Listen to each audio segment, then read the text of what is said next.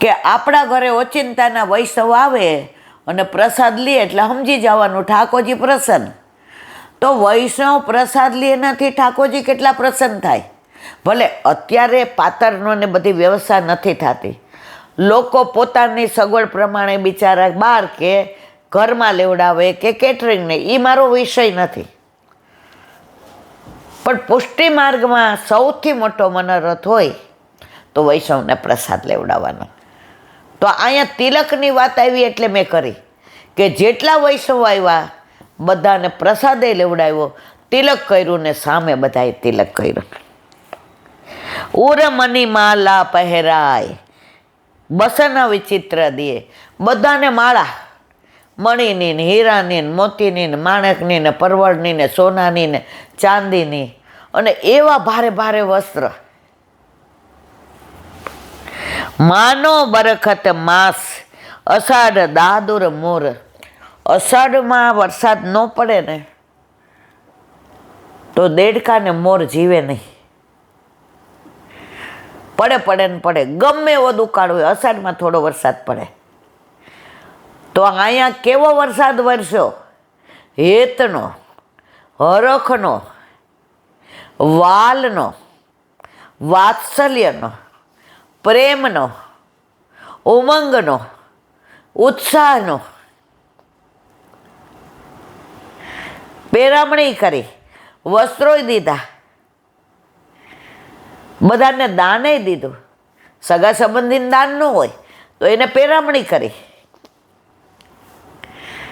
અને આ બધાય દાદુર મોર જીવા એમ ઠાકોરજીએ પ્રાગટ્ય લીધું અને એનું મુખડ્યું જોઈ અને બધાને જે આનંદ પર, મુખડું મેં જોયું તારું સર્વ જગ થયું ખારું, હવે હું તો બળભાગી રે, મોહન પ્યારા મુખડાની માયા લાગી રે, મોહન.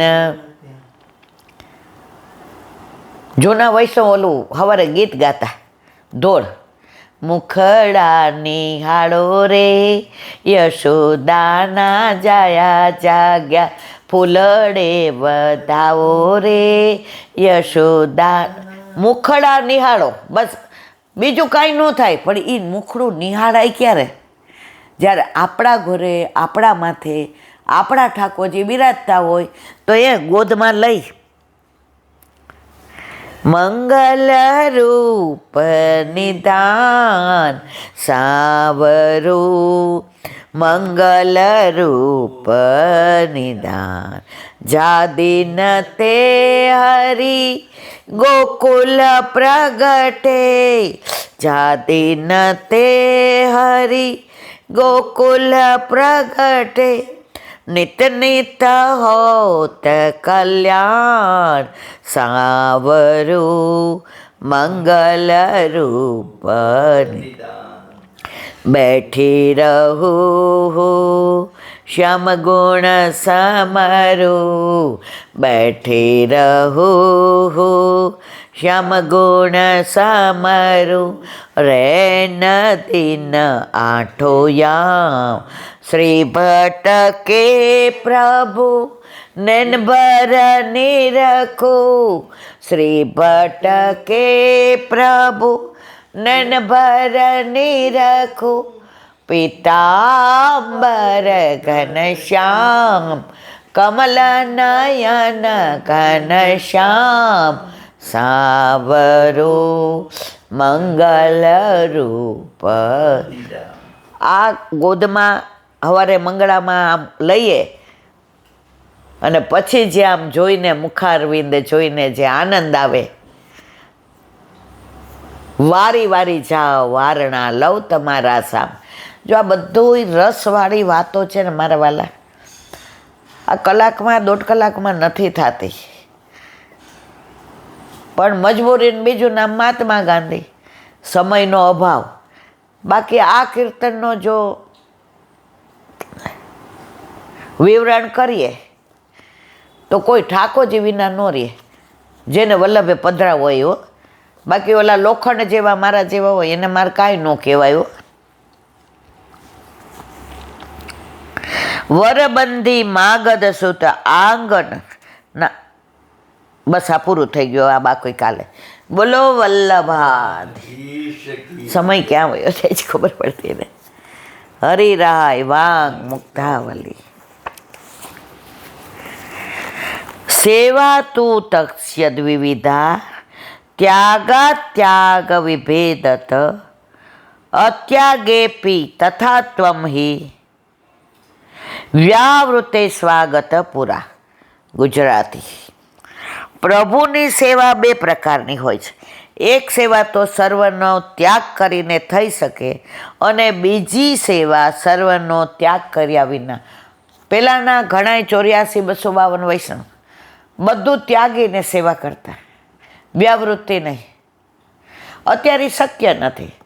વલ્લભ કે કાંઈ વાંધો નહીં, હવે સમજાવે છે. માટે ત્યાગ અને અત્યાગ એવા ભેદથી સેવા બે પ્રકારની છે. વ્યાવૃત્તિ એટલે ગૃહસ્થા ધર્મ અનુસાર સર્વ પ્રવૃત્તિ કરવી. હવે આપણે ઘરમાં ઠાકોરજી હોય તો વ્યાવૃત્તિ કર્યા વિના ચાલે નહીં. પણ ઘણાય વ્યાવૃત્તિ કર્યા વિના ઠાકોરજીની સેવા એ બધા વિરલા હતા. તો વલ્લભ કહે છે કાંઈ વાંધો નહીં, મેં ગૃહસ્થના ઘરમાં સેવા પધરાવી છે. તમારે નોકરી ધંધાએ જવું પડે, લૌકિક વૈદિક કરવું પડે, જરાય વાંધો નહીં. સંસારમાં રહીને શ્યામને ભજવાનો, નહીં તો લોકો તમને જીવવાય ન દે. આજે આપણે ક્યાંય વ્યવહારમાં જવું પડે, પ્રસાદ ન લઈએ, પણ દીકરીને ઘરે સત્યનારાયણની કથા હોય જઈએ નહીં, પણ છેલ્લે મળવા તો જઈએ. પછી આપણને કહે તમે પ્રસાદ નહીં લ્યો, ના મારા વાલા, અને કા આગ્રહ કરે લઈ લેવાનો. આવીને કા ગાયને ને જેમ સત્યનારાયણમાં માનો એને દઈ દો. ના છૂટકે બધું કરવાનું. કયો ભાવ? કાપટ્ય ભાવ. પણ આપણા ઠાકોરજીની સેવા રસ ભાવ. એ વ્યાવૃત્તિના ત્યાગથી અત્યાગ દશામાં પણ ત્યાગ કરવા પણ તો છે જ. આપણે શું ત્યાગ કરવાનો જ? ગૃહસ્થોએ ક્રોધ, લોભ, દ્વેષ, ક્લેશ, પાપ, પ્રપંચ, અહંતા, મમતા. આ ત્યાગ ઠાકોરજીને બહુ વાલો લાગ્યો. એ કે કેવી લીસી બનીને આવી છે. એક છોકરાને વહુ આપણા ઘરે આવ્યા ત્યારે તમે રાજકોટ ગયા હતા મને લાગે, સવારથી સાંજ. હા, હવે એ છોકરાને વહુએ કીધું એ કે બાની તબિયત બરાબર નથી રહેતી. હવે એ કહે છે ગુરુ ઘરે પધરાવા નથી. અમે કરીએ છીએ ઈલા આંટી, અમને બહુ વરચકા તોડે છે. આ બા બેઠા છે ને અમે કહીએ છીએ બુદ્ધિ વગરના તમે જોયું જ નથી તો ક્યાંથી આવડે? આવી રીતે કરાય? આમ થાળ ધરાવાય? હવે અમે નક્કી કર્યું છે કે જે દવા ખાવાથી બાનો ડાયાબિટીસ નથી મટ્યો અને અમને ડાયાબિટીસમાં એ ડૉક્ટર પાસે મોકલે, અમે જઈએ? મેં કીધું ના. તો જો બાને ક્રોધ આટલો બધો આવે છે, બા અમને તુચ્છ માને છે, બા બહારના વૈષ્ણવ આવે તો ભેટે, બા બહારના વૈષ્ણવ આવે તો હસી હસીને, ઈલાંટી અમને જે નફરત કરે છે ને એ માં ન હોય તો આ અમારે સેવા કરવી છે ઈલાંટી,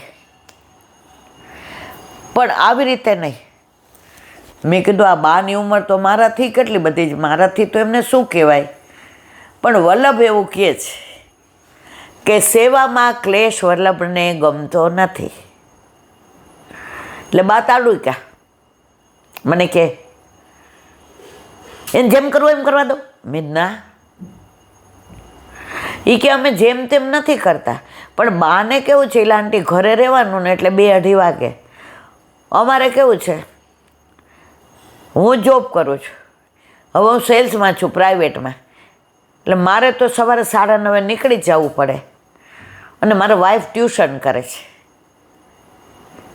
એટલે એ સવારે 2-3 કરે ને સાંજે કરે, એટલે અમે એટલો સમય ના આપી શકીએ.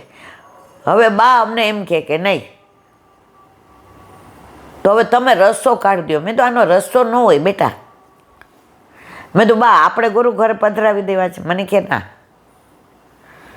તો મેં તો તમારા સાસુ કરતા હતા અપરસમાં, તમે કરી શકો છો? મને કે ના, એ તો છે ને નાળિયેરના પાણીની સામગ્રી કરીને લઈ જતા ને કેળના પાનનો. મેં બા આપણે એવું થાય છે? મને કે ના. તો મેં તો તમે કૂવાના જળના? મને કે ના, મારા સાસુ કૂવાના જળ. મેં તમે? મને કે હા. મેં કીધું બા આપણા ઘરે તમારા સાસુની ગાય હતી? એ કે હા. મેં તો હાથે દળતા? એ કે હા. મેં બા આપણે કાંઈ એવું કરીએ છીએ? મેં કીધું ના. મને કે ના.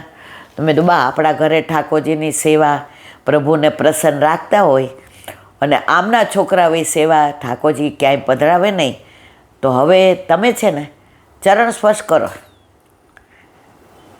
અને એમને ખબર છે ક્યાં અડવું ક્યાં ન અડવું. એ કે હા, એમ તો પ્રસાદીને ઈલાબેન સામગ્રીનું બહુ ધ્યાન રાખે. મેં તો બા તો પછી એની રીતે કરવા દો ને. મને કે પછી મારે કાંઈ કહેવું હશે તમને કહીશ. મેં તો હા મને કહેજો. છોકરાઓને મેં ઈશારો કર્યો. મેં તો મને કહેશ હાય લાંટી તમને ભલે કહે. અત્યારે પ્રભુ પ્રેમથી બિરાજે. બા તો બિચારા વયા ગયા લીલામાં.